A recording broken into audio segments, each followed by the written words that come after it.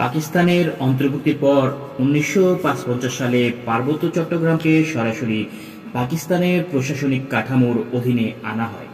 তবে স্থানীয়দের চাপে পার্বত্য চট্টগ্রামের বিশেষ স্ট্যাটাস বহাল থাকে এবং পার্বত্য চট্টগ্রাম ওই সময় সরাসরি রাজধানী করাচির নিয়ন্ত্রণে শাসিত হতে থাকে।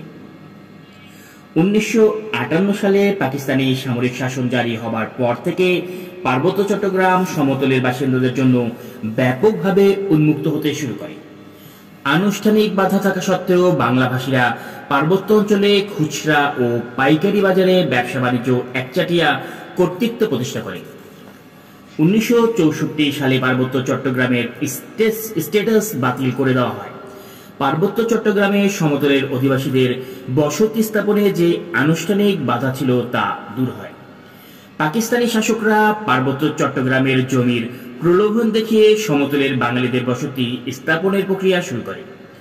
১৯৪৭ সালে পার্বত্য চট্টগ্রামে যে পাহাড়ি জনসংখ্যা ছিল শতকরা ৯৭ ভাগ, ৬১ সালে তা কমে ৮৫ ভাগে দাঁড়ায়।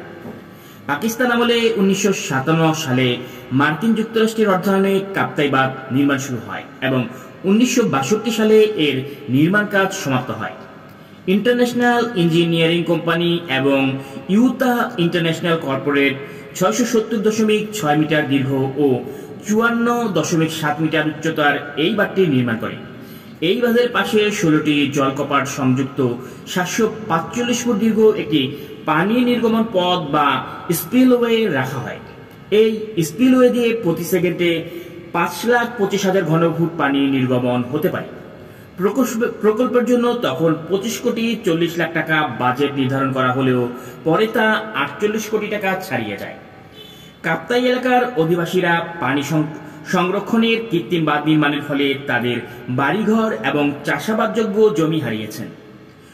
৪০,০০০-এর বেশি চাকমা অধিবাসী প্রতিবেশী দেশ ভারতে চলে যায়। জমি অধিগ্রহণ ওই এলাকায় বিরোধ ও সংঘর্ষের অন্যতম প্রধান কারণ হিসেবে বিবেচিত হয়ে আসছে। এছাড়া বাঁধ নির্মাণের কারণে জীববৈচিত্র্য ব্যাপকভাবে ধ্বংস হয়েছে, বন্যপ্রাণী এবং তাদের আবাসস্থল ক্ষতিগ্রস্ত হয়। ভারত বরাবর মনে করত পার্বত্য চট্টগ্রামে যে নাগা ও মিজো সংগঠনরা লুকিয়ে আছে তারা পাকিস্তানের গোয়েন্দা সংস্থা আইএসআই এর সহায়তায় কাজ করে।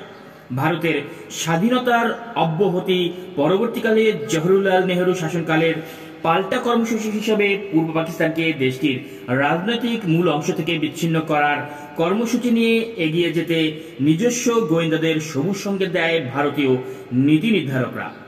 আরও পরে ভারতের কেন্দ্রীয় গোয়েন্দা সংস্থা রয়ের কর্মকর্তা বি রমন এ সম্পর্কে বলেছেন, পূর্ব পাকিস্তান থেকে ভারতের উত্তর পূর্বাঞ্চলে আইএসআই এর চালানো কার্যক্রমের অবসান ঘটাতে ভারতের প্রধানমন্ত্রী ইন্দিরা গান্ধী পূর্ব পাকিস্তানের বাঙালি ভাষীদের পাকিস্তান থেকে বিচ্ছিন্ন হওয়া এবং বাংলাদেশ নামে একটি পৃথক রাষ্ট্র প্রতিষ্ঠার ব্যাপারে সহায়তার সিদ্ধান্ত নেয়।